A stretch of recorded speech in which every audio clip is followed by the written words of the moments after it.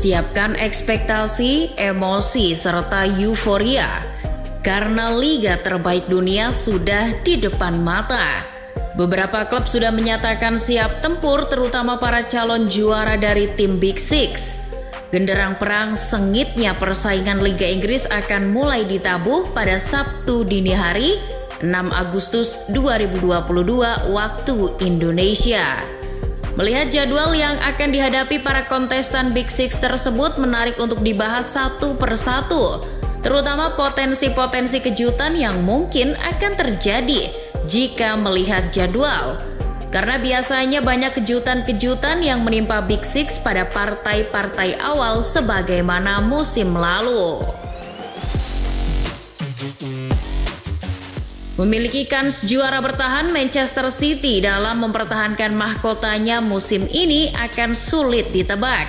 Bagaimanapun kekalahan atas Liverpool di Community Shield menjadi tamparan besar mental anak asuh Pep Guardiola. Pasukan Pep Guardiola mau tak mau harus tetap bangkit dalam memulai peperangan musim ini. Yang menjadi masalah, City harus mewaspadai beberapa batu sandungan di partai-partai awal liga sehingga mampu meminimalisir kejaran dari Liverpool.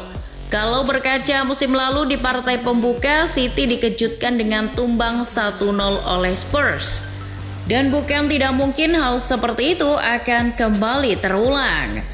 Pasalnya kali ini di partai pembuka mereka akan tandang ke West Ham.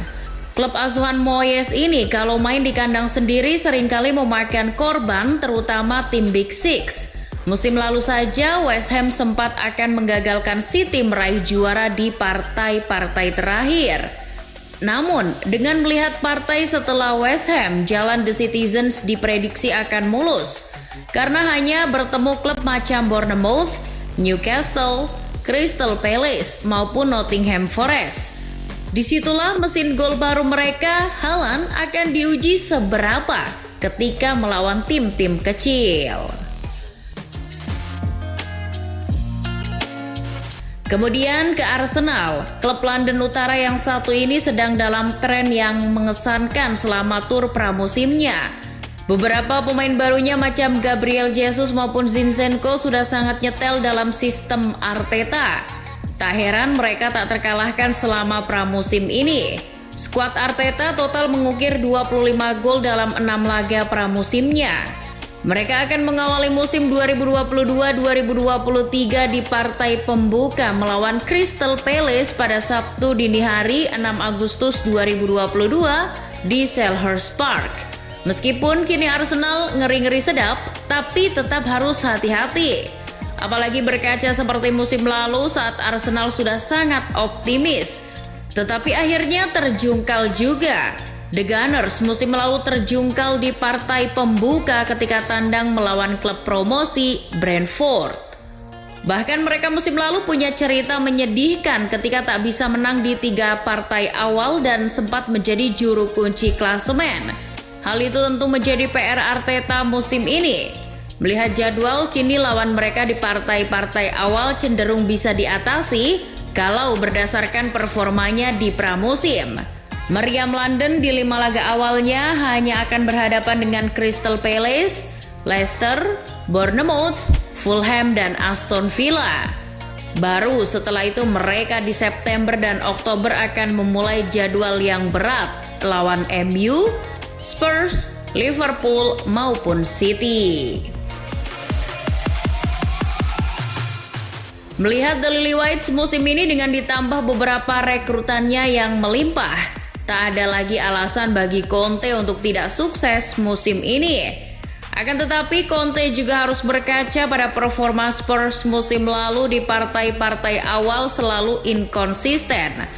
Musim lalu setelah mengejutkan dengan menjungkalkan Manchester City di partai pembuka, mereka kemudian sempat kalah dibantai 3 kali berturut. Ya, meskipun waktu itu masih dilatih Nuno Espirito Santo dan pemainnya belum selengkap seperti sekarang ini. Musim ini dengan menilik hasil pramusim, penampilan Spurs terbilang cukup oke. Para pemain barunya pun sudah dicoba untuk dimasukkan dalam rencana Conte. PR pun tetap ada bagi Conte termasuk di partai terakhir pramusimnya ketika kalah melawan AS Roma. Secara jadwal pun Spurs kini akan sangat diuji. Di bulan Agustus ini paling tidak ada 4 pertandingan yang dilakoninya. Mungkin hanya Southampton di partai pembuka, lalu Wolves dan Nottingham Forest yang harusnya bisa disapu bersih. Pasalnya di pekan kedua mereka harus langsung tandang berhadapan dengan Chelsea. Partai itulah yang menjadi pembuktian konsistensi yang dibutuhkan Spurs kalau mau mengincar target juara. The Reds musim ini sudah mulai menyalakan peringatan keras pada City. Dengan gelar Community Shield-nya, mereka seakan di atas angin untuk merebut gelar juara dari tangan City. Melihat jadwal mereka di partai pembuka Liga Inggris ini cenderung unik.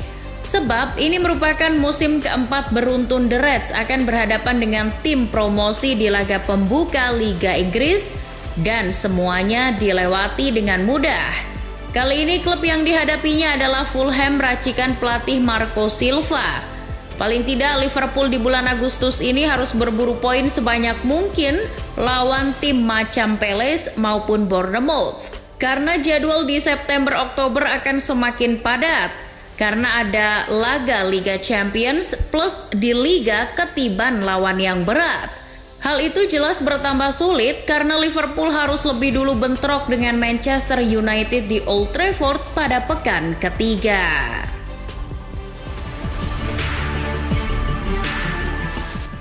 Melangkah ke The Blues yang kini dengan pemilik baru. Mereka ternyata masih mempunyai banyak masalah diantaranya kena tikung di transfer, serta hasil pramusim yang tak mengesankan.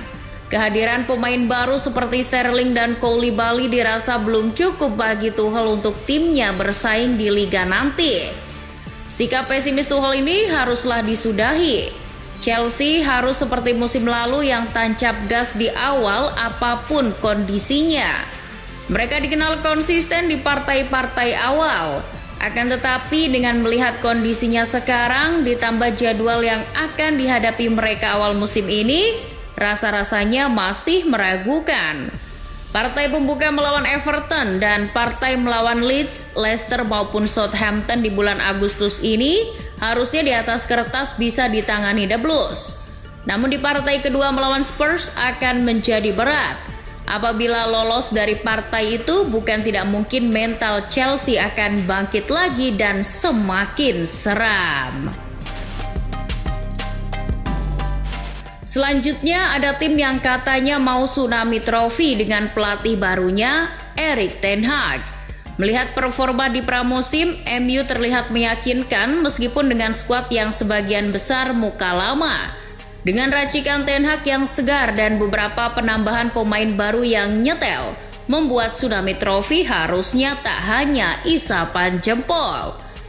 PR pun tetap ada bagi Red Devils. Dua laga pramusimnya melawan Atletico Madrid dan Rayo Vallecano berakhir kurang memuaskan. Tentu saja untuk memulai mendatangkan tsunami trofi, Manchester United mesti menuntaskan dulu laga di bulan Agustus. Pada Agustus di Liga Inggris, MU di atas kertas tentu bisa mengalahkan Brighton dan Brentford. Namun mereka harus menghadapi Liverpool dalam duel panas di pekan ketiga. Duel melawan Liverpool ini sekaligus balas dendam karena musim lalu MU keok 5-0 di kandang sendiri. Jika MU bisa membalaskan dendamnya di Old Trafford, ini bisa jadi pijakan yang baik. Apalagi di penghujung bulan Agustus, MU hanya akan menghadapi Southampton.